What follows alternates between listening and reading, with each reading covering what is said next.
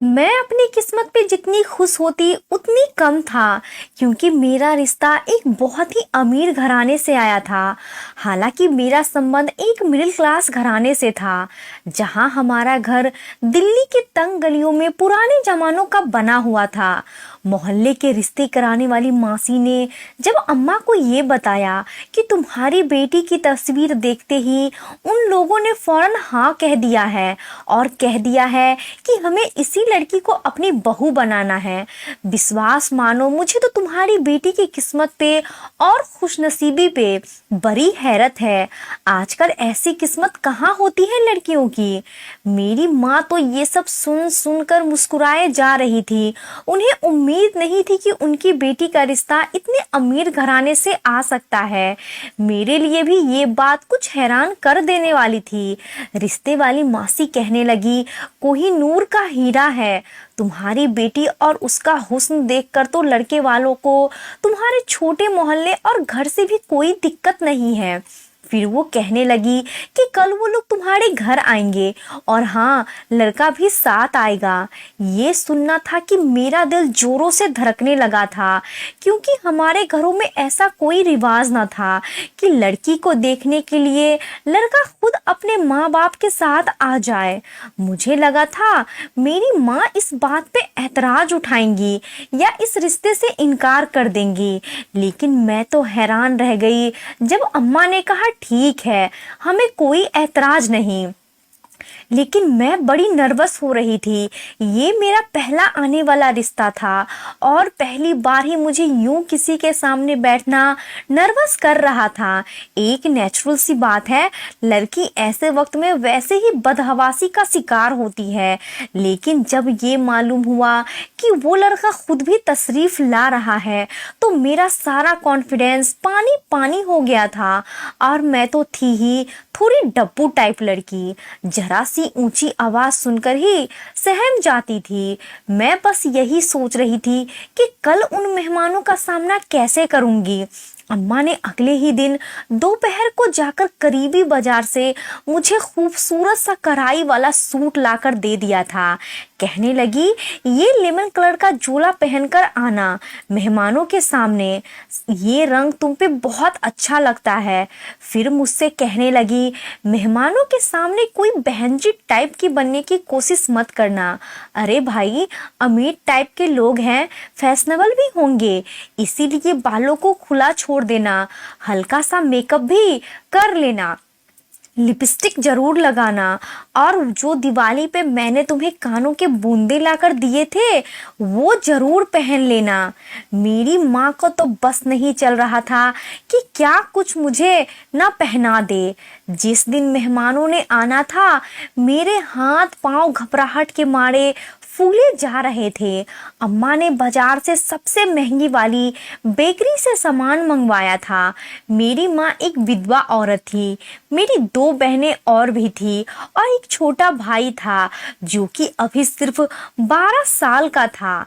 मैं सब बहन भाइयों में बड़ी थी। अम्मा ने रिश्ते वालों से साफ कह दिया कि मैं दहेज में अपनी बेटी को 2 जोड़ों से ज्यादा कुछ नहीं दे सकती। बेशक लड़का सकल सूरत का आम हो, बस कमाता इतना हो कि मेरी बच्ची को इज्जत की रोटी खिला सके। मेरी और कोई डिमांड नहीं है, बस उनसे कहना दहेज नहीं दे पाएंगे। लेकिन मेरी किस्मत में शायद कुछ और ही लिखा था। पहले ही रिश्ता मेरा बहुत ही अमीर घराने से आया था। मेहमानों के आने से पहले हर चीज हमारे घर में तैयार थी। लेकिन जब वो लोग घर पहुंचे तो लड़के का मुंह काफी बना हुआ था। शायद हमारा पुराना सा इलाका देखकर और छोटी छोटी गलियां देखकर उसको ये सब बुरा लगा होगा। वो तो आलीशान बंगले से आया था, बड़ी से गाड़ी में बैठकर आया था। उसके बड़ी से गाड़ी कहाँ इन तंग गलियों से गुजर पाई होगी। उसे गाड़ी लाने में भी बड़ी दिक्कत हुई होगी, इसीलिए शायद उसका मूड खराब था। जाहिर है इस इलाके में आना कोई आसान काम तो नहीं होता। मैं तो हैरान थी कि आखिर उन्हें अपनी क्लास में कोई खूबसूरत लड़की क्यों नहीं मिली। वो तो जिस लड़की पे हाथ रखते उनकी बहू बन जाती। फिर मेरा चुनाव क्यों किया गया था? छोटे भाई ने मेरे कमरे में आकर मुझसे कहा, दीदी, लड़के का तो मुंह बना हुआ है, ऐसा लग रहा है जबरदस्ती उसको अपने साथ लाया गया है। दीदी, मुझे नहीं लगता तुम्हारे यहाँ दाल गलने वाली है। मैंने उसे घूर कर देखा। मैंने कहा, चल जा यहाँ से, शर्म नहीं आती बहनों से ऐसी बातें करते हुए? वो फौरन से कमरे से बाहर निकल गया। कुछ देर बाद ही अम्मा घबराई हुई कमरे में आई थी। शायद समझ नहीं पा रही थी कि इन अमीर जादों के साथ किस तरह से व्यवहार करे। मुझसे कहने लगी, वो लोग ज्यादा देर रुकने के लिए तैयार नहीं हैं, कहते हैं बस लड़की दिखा दो, इसीलिए जल्दी चलो। सारा सामान तो मैंने उन लोगों के सामने सजा दिया है, चाय भी रख दिया है, बस तुम कपों में डालकर उन्हें दे देना। ड्राइंग रूम तक जाते जाते मेरी माँ मुझे हर बात समझा चुकी थी। मैं जाकर सोफे पे बैठ गई। वो बस 3 ही लोग थे। एक औरत थी जो मेरी माँ की उम्र की थी। उसने पिंक कलर की साड़ी पहन रखी थी। ड्राइंग रूम में हालांकि पंखे के साथ एक एयर कूलर भी चल रहा था, लेकिन फिर भी वो अपने पसीने पोंछ रही थी। उनमें से एक नौजवान लड़की भी थी जो कमरे का जायजा ले रही थी, और तीसरा एक नौजवान लड़का था जो शकल सूरत में बस ठीक ही था। रंगत भी सांवली थी, नैन नक्श भी अच्छे नहीं थे, लेकिन पहनने ओढ़ने का तरीका अच्छा था। ब्रांडेड कपड़े पहन रखे थे और अपनी शर्ट के ऊपर के बटन खोलकर पंखे की हवा लेने की कोशिश कर रहा था।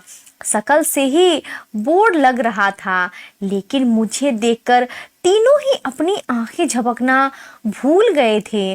उन दोनों औरतों की नजर तो मुझसे कोई फर्क नहीं पड़ रहा था, लेकिन उस लड़की की टकटकी बांधे मुझे देखना मुझे नर्वस कर गया था। मेरी नजरें तो शर्म से जैसे जमीन में गड़ सी गई थी। जी चाहा कि उठकर वहां से बाहर निकल जाऊं।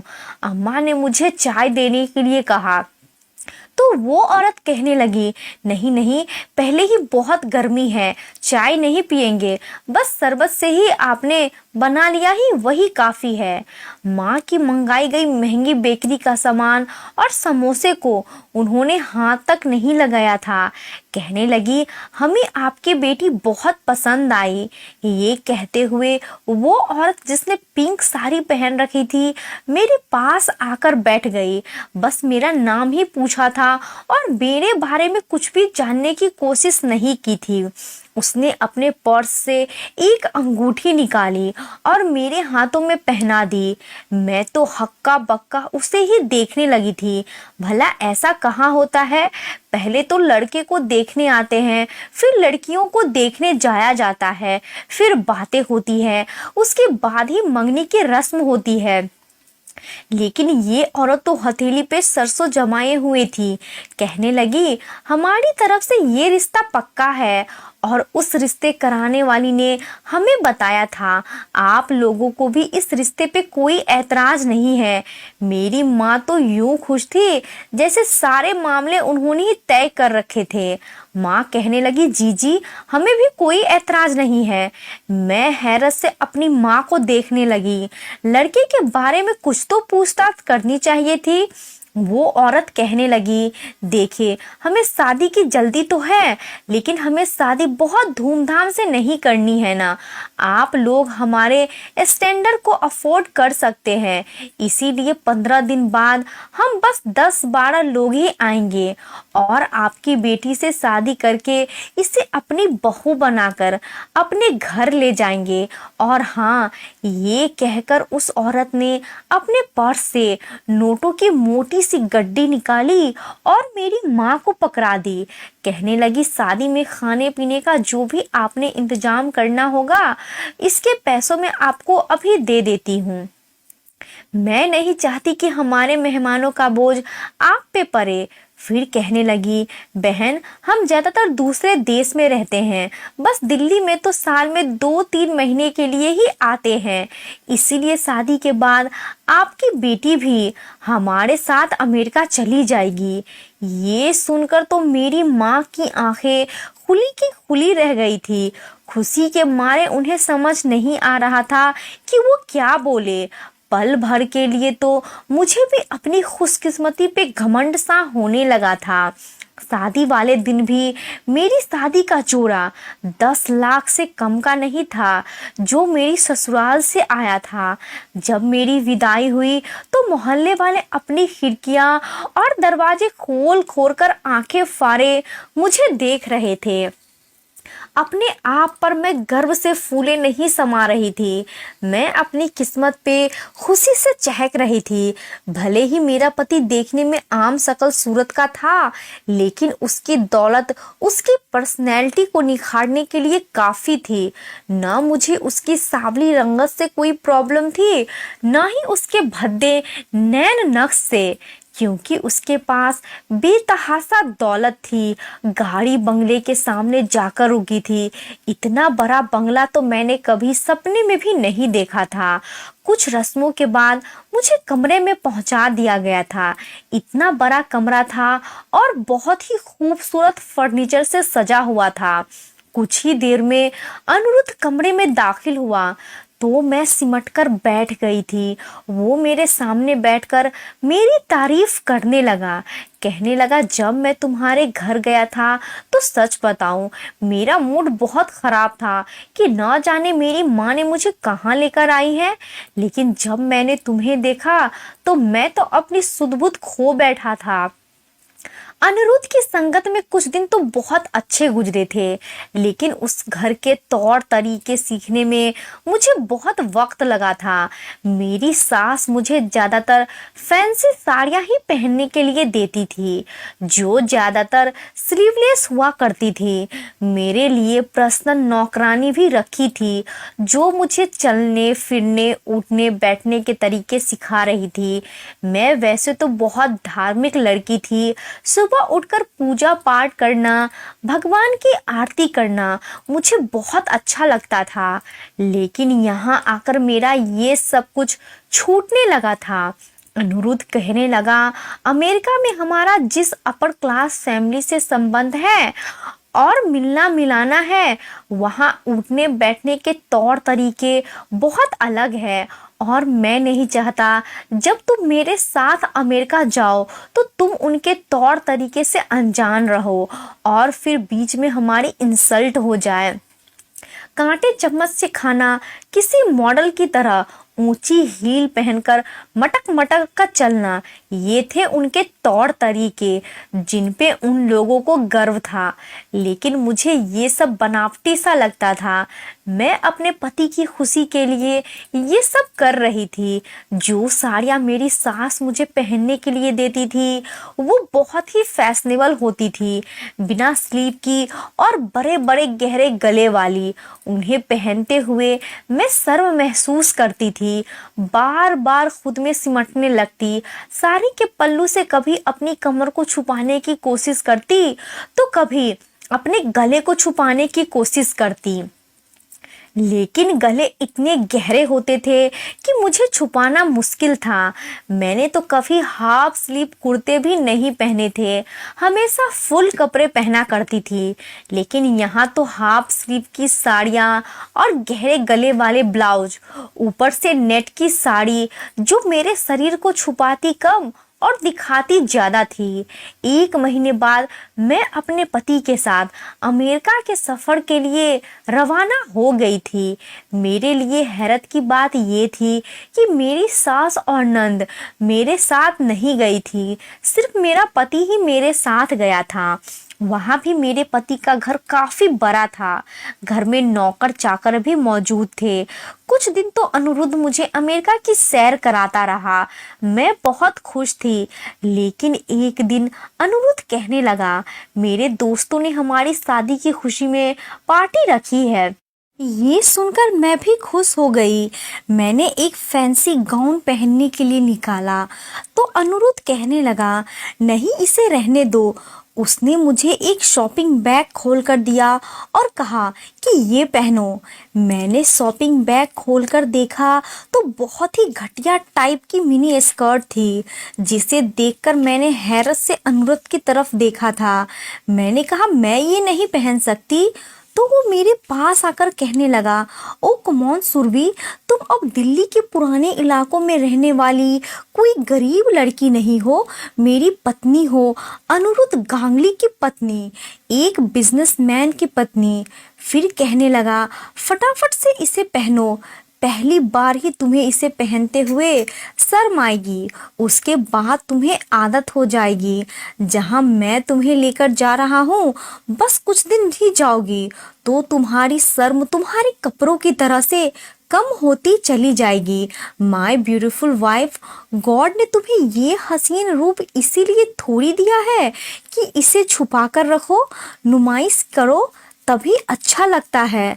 जब ये कपड़े पहनकर तुम उस पार्टी में जाओगी तो वहां मौजूद सारे लड़कों के दिलों पे आग लगा दोगी। उस वक्त सब मुझे हैरत की निगाहों से देखेंगे कि अनुरुद्ध की पत्नी किस कदर हसीन है। अनिरुद्ध की आंखों में उस समय अजीब सा खुमार था, अजीब सी चमक थी, लेकिन मैं परेशान थी। मैंने आज तक कभी ऐसे कपड़े नहीं पहने थे, लेकिन मैं परेशान थी। मैंने आज तक कभी ऐसे कपड़े नहीं पहने थे। मेरी शर्म में ही मेरा जेवर था जिसे अनुरुद्ध मुझसे छीनना चाहता था। लेकिन इस वक्त मैं जिस पोजीशन में नहीं थी कि अनुरुद्ध से इनकार कर सकती। मैंने वो कपड़े पहन लिए थे, लेकिन मैं बेहद नर्वस थी। बाकी की तैयारी मेरी अनुरुद्ध ने ही करवाई थी। मेरे लंबे घने बालों को भी खुला छोड़ दिया था, मेकअप भी बहुत हैवी करवाया था। मैं पत्नी कम और मॉडल ज़्यादा लग रही थी। मैं होश उड़ा देने वाले हुस्न को लेकर उस पार्टी में पहुंची थी, जहां पे मर्द और औरतें पहले से ही मौजूद थे।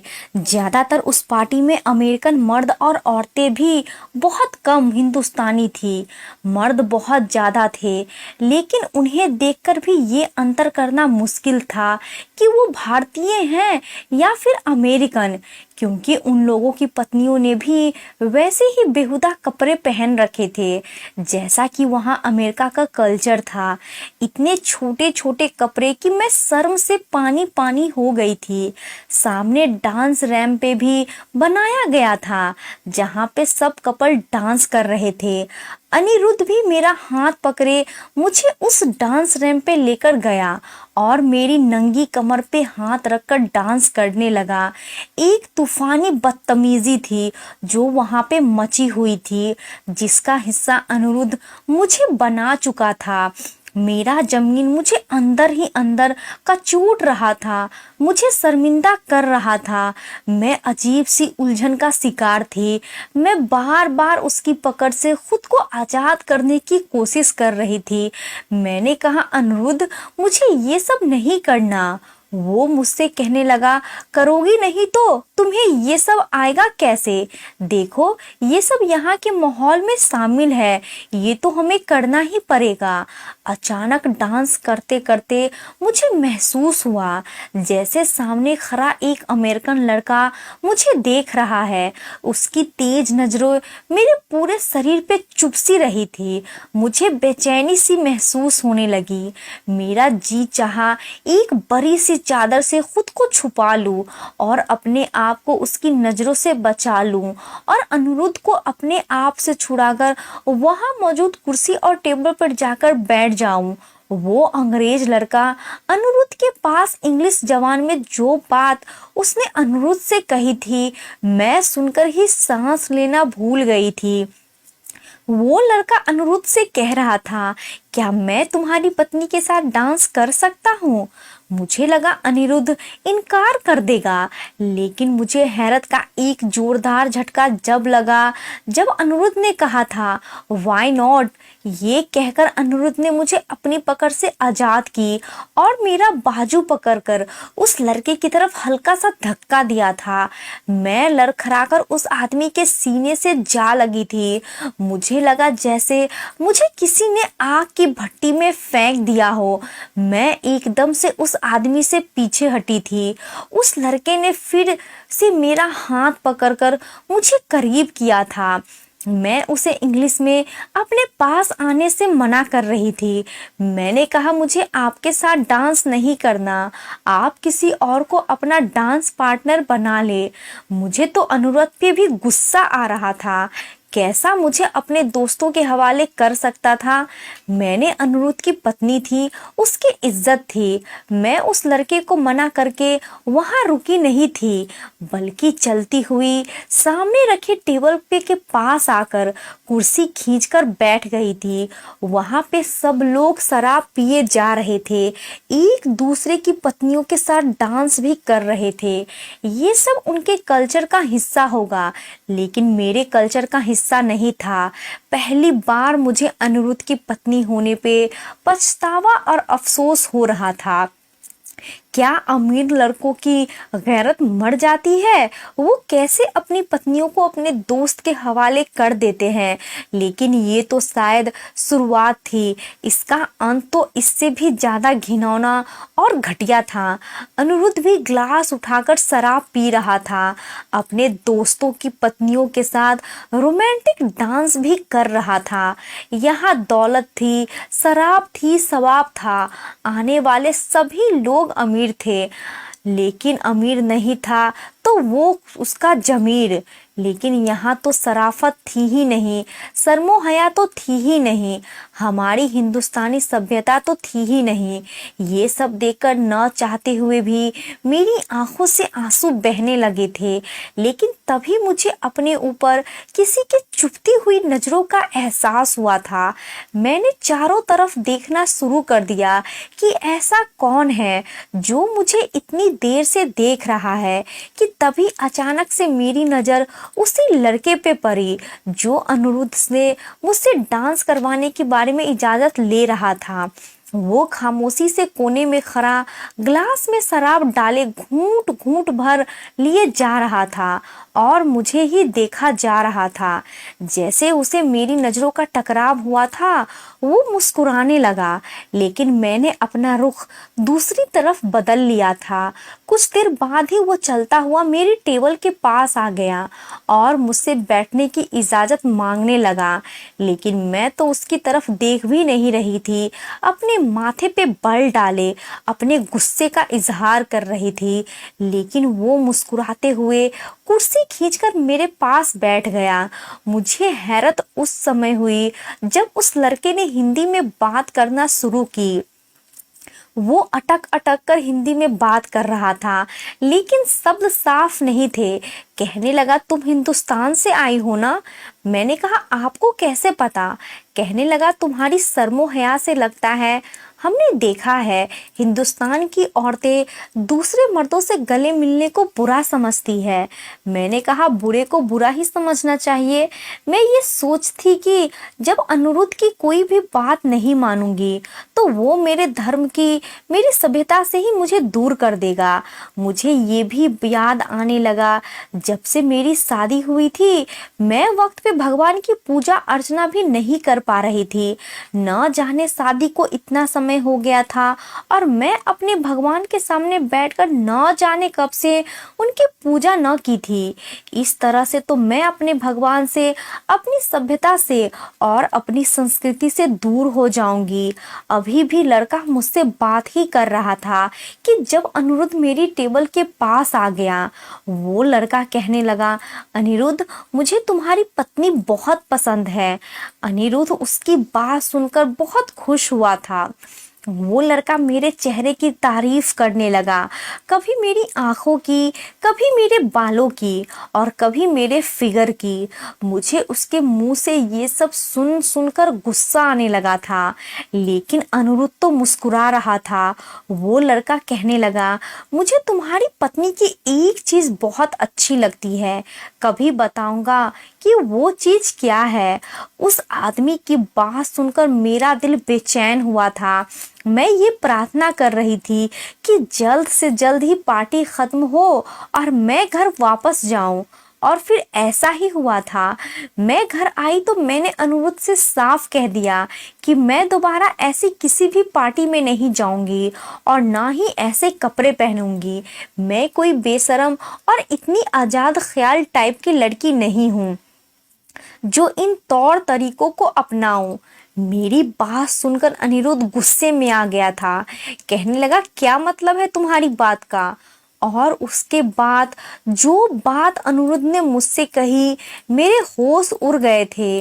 वो कहने लगा, मैंने तुमसे शादी इसीलिए नहीं की कि तुम्हें 7 पर्दों में छुपा कर रखूं।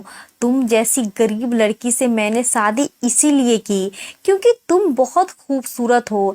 मैं तो तुम्हारी खूबसूरती की नुमाइश करना चाहता हूँ, इससे कैश करना चाहता हूँ, सबको दिखाना चाहता हूँ कि मेरी पत्नी आधे अधूरे कपड़ों में कितने लोगों के होश उड़ा सकती है। तुम नहीं जानती, औरतें जितने छोटे कपड़े पहनती हैं उतनी ही हसीन लगती हैं। मुझे अनिरुद्ध की बातें सुनकर अफसोस हो रहा था। मैंने कहा, अनिरुद्ध, मैं तुम्हारी इज्जत हूँ, तुम्हारी पत्नी हूँ। तुम्हें शर्म नहीं आएगी मुझे अपने दोस्तों के सामने यूं छोटे कपड़े पहनाकर भेजते हुए? वो कहने लगे, ये सब यहाँ गलत नहीं समझा जाता। मैंने भी 2 टूक अंदाज में कह दिया, मैं ऐसा कुछ भी नहीं करूँगी।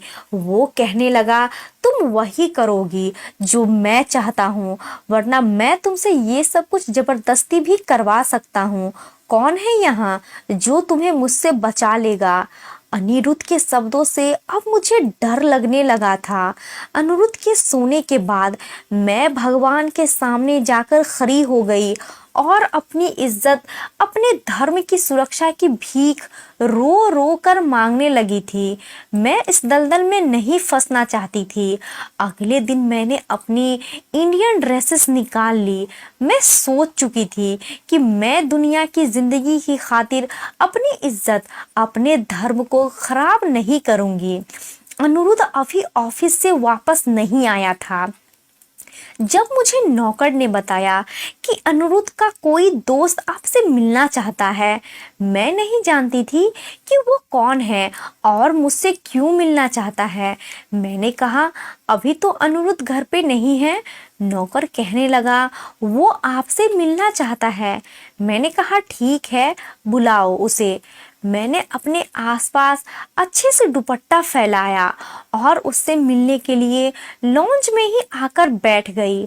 आने वाला लड़का जो मुझे उस पार्टी में मिला था वही था।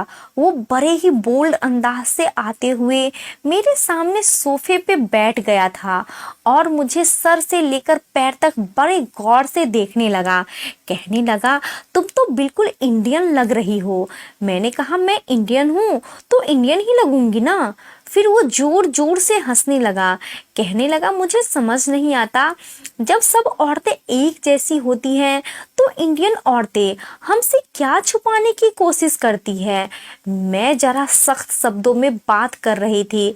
मैंने कहा, यही तो फर्क है हम हिंदुस्तानी औरतों की। मैं तो वो फूले हुए सरे फलों की तरह नहीं होती जिन पे सारे जमाने की गंदी मक्खियां भिनभिनाती हुई नजर आती है। हमारी मिसाल कीमती खजानों से होती है जिसे छुपा कर रखा जाए। वो तो अनिरुद्ध को यहाँ के कल्चर को अपनाने का शौक है, इसीलिए मैंने उसके मजबूर करने पे वो कपड़े पहन लिए थे, वरना मेरा ऐसा कोई इरादा नहीं था।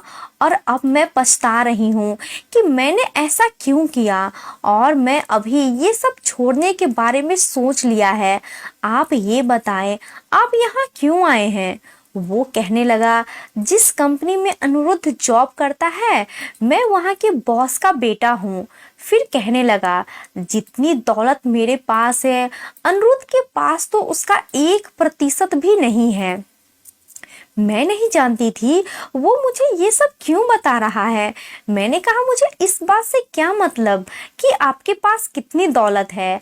अगर आपको कोई कारोबारी बात करनी है तो आप अनिरुद्ध से कर लेते, और अनिरुद्ध इस समय घर पे नहीं है। जब वो आए तब आप उससे मिल लेना। वो मुझे हैरत से देखने लगा, कहने लगा तो क्या आपने अनिरुद्ध की दौलत से इम्प्रेस होकर उससे शादी नहीं की। मैंने कहा नहीं, वो मुझे अमेरिका की बजाय हिंदुस्तान में भी रखता तब भी मुझे कोई ऐतराज नहीं था, बल्कि मुझे खुशी होती। आप बैठे, वो आने ही वाला होगा, मैं आपके लिए चाय बनवा देती हूँ। ये कहकर मैं किचन में चली गई चाय का इंतजाम करके। जैसे ही मैंने चाय टेबल पे लगाई, अनिरुद्ध भी आ चुका था। उस लड़के को अपने घर में देखकर वो हैरान था, फिर बड़ी ही खुश दिली से वो उससे मिला था। मैं चाय रखकर वहां से जा चुकी थी।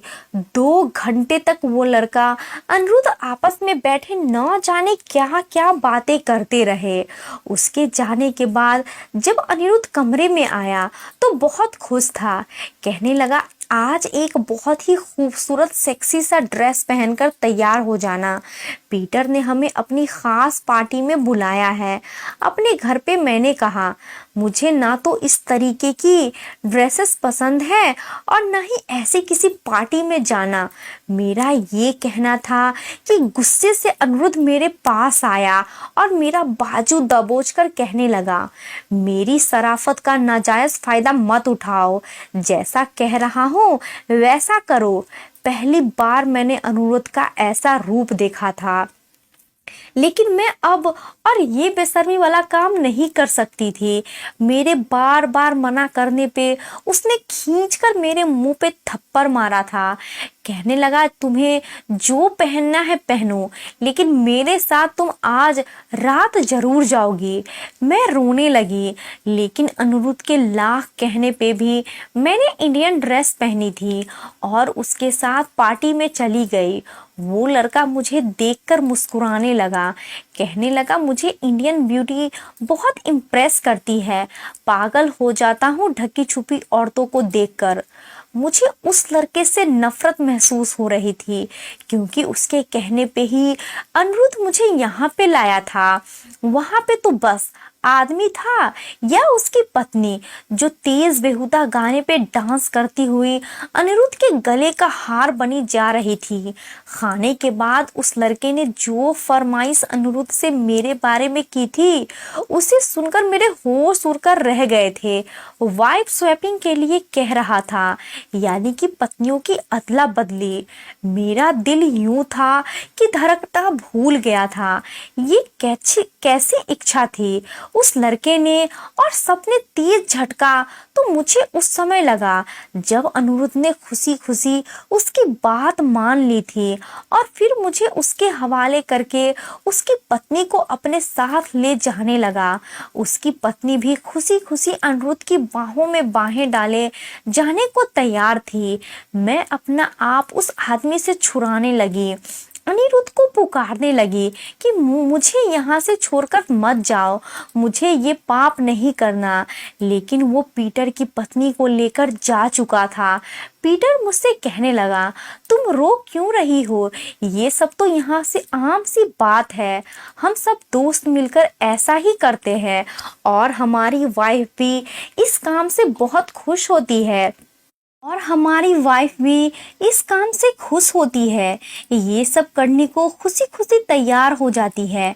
मैंने कहा मैं एक हिंदुस्तानी लड़की हूँ और हमारे यहाँ ये सब करना पाप समझा जाता है। हम हिंदुस्तानी औरतें सिर्फ अपने पति के लिए होती हैं और उनसे ही वफादार रहती हैं, किसी गैर मर्द की तरफ निगाह उठाकर भी नहीं देख सकती।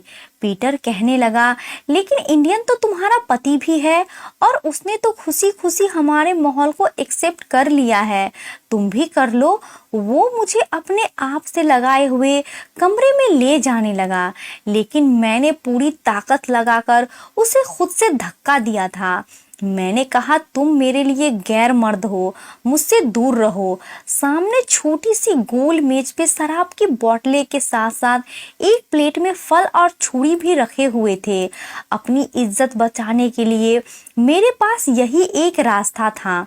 मैंने फौरन से वो छुरी पकड़ी और अपनी नस काट ली। मेरा बहता हुआ खून देखकर वो लड़का हैरान हुआ था और मेरे पास आकर मेरा हाथ थामकर कहने लगा, तुम पागल हो गई हो क्या?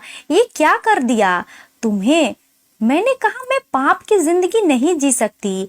इससे बेहतर है कि मैं मर जाऊं।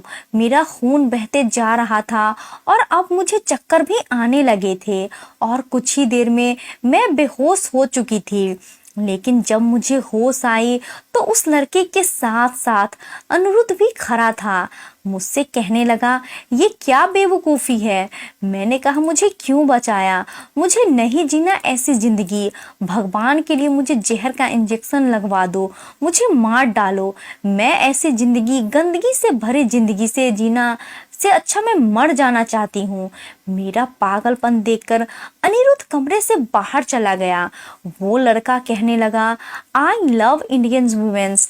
मुझे नहीं पता था औरतों का ये रूप भी होता है। तुमने इसीलिए मरने की कोशिश की ताकि तुम्हें कोई गैर मर्द छू ना सके। मैंने आज तक ऐसी औरतें नहीं देखी थी। फिर पीटर कहने लगा, अनिरुद्ध जैसा मर्द तुम्हें डिजर्व नहीं करता।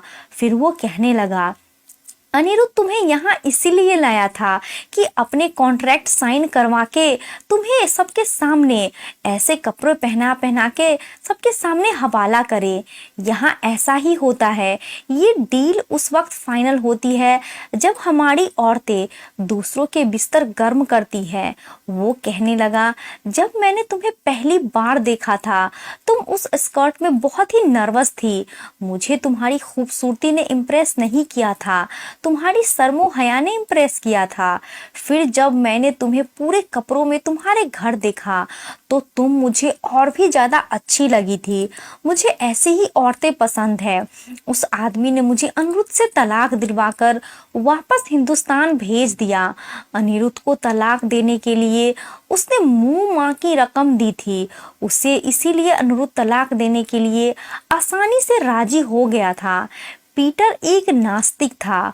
वो भगवान में विश्वास नहीं करता था, लेकिन नास्तिक होकर भी संभल गया था। पाप पुण्य को समझता था। और एक अनिरुद्ध था जो इंडियन होकर इंडियन कल्चर की धज्जियां उड़ा रहा था और वाइफ स्वैपिंग जैसे गंदे काम को करने में कोई शर्मिंदगी महसूस नहीं करता था। मेरी सारी बातें सुनकर मेरी माँ अब रो रही थी कि उन्होंने बस नोटों की चमक देखकर रिश्ता तय कर दिया था। वो जानने की कोशिश भी नहीं की कि लड़के में कुछ संस्कार भी हैं या नहीं। मैंने अब एक स्कूल में पढ़ाने की जॉब कर ली थी। कुछ ही महीने गुजरे थे कि एक दिन मैं स्कूल से घर वापस आई तो सामने वही अमेर का लड़का खड़ा था, लेकिन उसे देखकर मुझे हैरत का झटका लगा था। मैंने कहा, पीटर आप? वो कहने लगा, पीटर नहीं करण, मैंने हिंदू धर्म अपना लिया है और मैं दिल से हिंदू हो चुका हूँ। ये सुनकर मुझे बहुत खुशी हुई थी। फिर वो कहने लगा, तुम्हारे शर्मो हया ने मुझे बहुत इम्प्रेस किया था, इसीलिए मैंने हिंदू धर्म को स्टडी करना शुरू कर दिया और मेरे दिल में इस धर्म को अपनाने की इच्छा हुई। लेकिन जब मैंने हिंदू धर्म अपनाया तो मेरी पत्नी मुझे छोड़कर चली गई और इसीलिए मैं हिंदुस्तान आया हूँ ताकि एक हिंदुस्तानी लड़की से शादी करके अपने लिए एक ऐसा साथी चुन सकूं जो सिर्फ और सिर्फ मेरे साथ वफादार रहे, मेरे अलावा किसी की तरफ निगाह उठाकर देखे भी ना। क्या तुम मेरी साथी बनोगी? मुझे भला क्या एतराज हो सकता था। मैंने खुशी खुशी करण के साथ शादी कर ली। करण मुझे अपने साथ अमेरिका ले गया और उसने मुझे फोर्स नहीं किया था कि मैं उसका कल्चर अपनाऊं। बल्कि मैंने अपना इंडियन कल्चर अपनाया था। और करण भी मेरी ही रंग में रंग गया था। वो मुझसे इतनी मोहब्बत करता था कि मैं अपने भगवान का जितना धन्यवाद करूं उतना कम है। उसने मुझे इतना अच्छा जीवन साथी दिया था। आज की कहानी आपको कैसी लगी? इस कहानी के बारे में कमेंट करके हमें ज़रूर बताएं। वीडियो को लाइक करके चैनल को सब्सक्राइब कर लीजिए। साथ में घंटी को दबाकर ऑल पे कर ले, ताकि आने वाली वीडियो का नोटिफिकेशन आपको तुरंत मिले। मिलती हूँ अगली वीडियो में, तब तक के लिए राधे राधे।